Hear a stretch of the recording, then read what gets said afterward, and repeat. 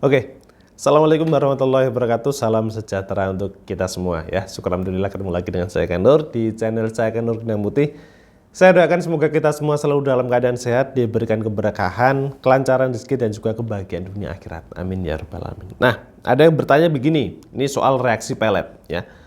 Jika pelet sudah dinyatakan sembuh, Kang, apakah suatu saat pelet tersebut bisa aktif kembali oleh seseorang, Kang? Gini. Ini berarti maksudnya adalah seseorang yang sudah dinyatakan sembuh dari pelet ya atau bagaimana ya? Nah intinya itulah. Gini, kalau suatu pelet dari diri seseorang sudah dinyatakan sembuh, apakah pelet itu kapan waktunya bisa aktif lagi? Ataupun apakah bisa diaktifkan kembali oleh seseorang? Bisa, ya jawaban saya bisa. Karena apa? Gini, orang yang orang yang pernah terkena suatu ilmu spiritual atau gangguan spiritual itu suatu saat dia juga akan dengan mudahnya juga terkena gangguan spiritual karena memang kenyataannya seperti itu ya, kenyataannya seperti itu ya.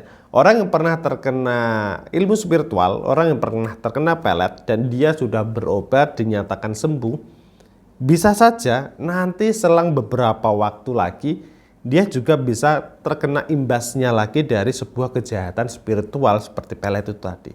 Jadi bisa saja aktif kembali peletnya. Tapi yang perlu Anda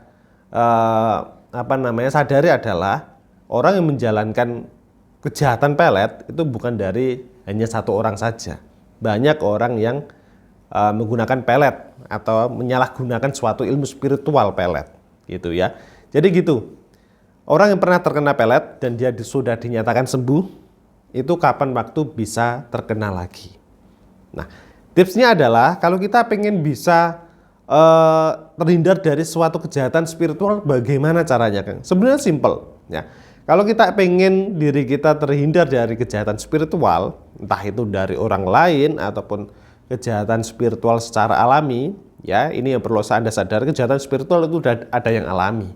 Ada yang alami kejahatan spiritual itu enggak hanya sekedar pelet loh ya, tapi gangguan sihir dan lain sebagainya itu juga termasuk kejahatan spiritual. Nah, kalau kita pengen bisa terhindar, meminimalisir terkena gangguan spiritual, ya kita diri sendiri yang bisa menjaga-jaga diri kita.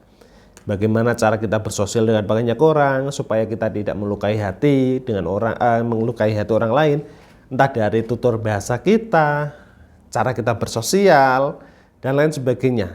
Ya, karena kita melakukan kejahatan tutur kata ataupun perilaku, kita nggak ada yang tahu apakah kita melukai perasaan orang lain atau tidak. Nah, itu bisa menyebabkan seseorang itu melakukan kejahatan spiritual dengan kita atas dasar rasa sakit hati, itu bisa. Ya. Kemudian untuk yang lainnya, ya dengan cara kita menjaga keimanan kita, itu yang paling utama. Keimanan kita jaga, kemudian kita selalu berpikir yang positif, bersosial yang baik, ya. Kemudian ya perbanyak hal-hal yang soleh lah, ya perbanyak amal-amal yang soleh, ya seperti bersedekah dan lain sebagainya. Nah itu adalah tips-tips kecil ya. Tips-tips kecil karena masih ada banyak sekali hal yang bisa kita lakukan supaya diri kita itu semakin positif, ya, energi kita semakin kuat. Supaya apa? Supaya kita juga bisa terhindar dari yang namanya kejahatan spiritual itu tadi. Ya, jadi intinya kita berbuat yang baik-baik. Ya, karena orang yang berbuat baik saja masih ada yang menyalahgunakan kejahatan spiritual untuk melukai kita, ada banyak. Ya, intinya gitu. Kita bersosial dengan orang yang baik, jangan sampai kita melukai orang lain. Kemudian tawakal kita dikuatkan, keimanan kita dikuatkan, ya berbanyak amal soleh. Insya Allah nanti bisa terhindar dari namanya kejahatan spiritual. Ya, sampai ketemu di video selanjutnya. Wassalamualaikum warahmatullahi wabarakatuh.